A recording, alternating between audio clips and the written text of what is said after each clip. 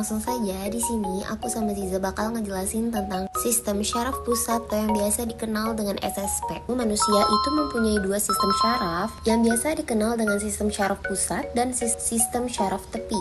Sistem syaraf bertugas untuk mengendalikan seluruh aktivitas tubuh dengan cara menerima dan meneruskan rangsang ke pusat syaraf, misalnya ke otak atau sumsum tulang belakang.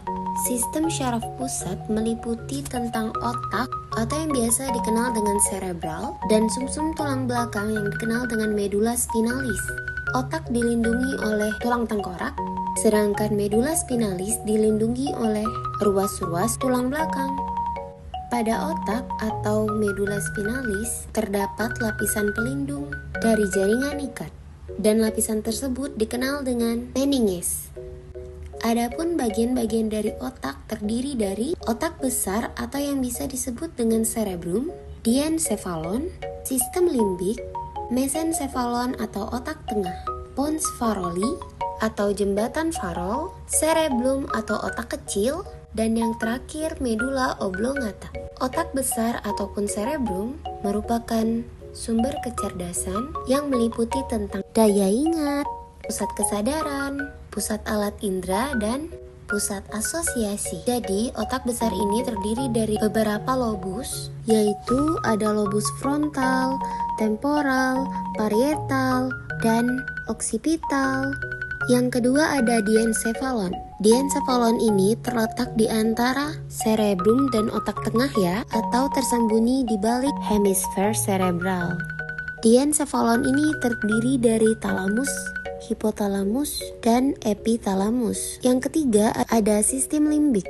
Sistem limbik ini merupakan struktur yang menghubungkan dengan emosi dan perasaan. Jadi, semakin besar area sistem limbik ini, maka semakin besar tingkat emosionalnya. Kemudian kita bahas otak tengah. Otak tengah ini disebut dengan mesencephalon, merupakan penghubung antara pons faroli dan otak kecil dengan otak tengah. Nah, jadi fungsi otak tengah ini menjadi pusat refleks. Ada juga yang disebut dengan pons faroli yang berfungsi sebagai untuk mengantarkan impuls ataupun sinyal bagian kiri ataupun bagian kanan otak kecil, dan juga untuk mengatur frekuensi serta kekuatan dari bernafas. Selanjutnya kita bahas otak kecil atau yang disebut dengan cerebellum. Otak kecil yang terletak di bagian punggung, di atas batang otak, dan di bawah lobus occipital. Fungsi dari otak kecil ini untuk menjaga keseimbangan, mengontrol gerakan mata, dan sebagainya. Dan yang terakhir ada medula oblongata. Fungsi dari medula oblongata untuk mengatur denyut jantung, tekanan darah, pernafasan, gerakan alat pencernaan, bersin, batuk, dan itulah fungsi dari bagian-bagian otak manusia. Selain daripada otak, sistem syaraf pusat terdiri dari sumsum tulang belakang juga ya. Nah, sumsum tulang belakang ini terhubung dengan otak.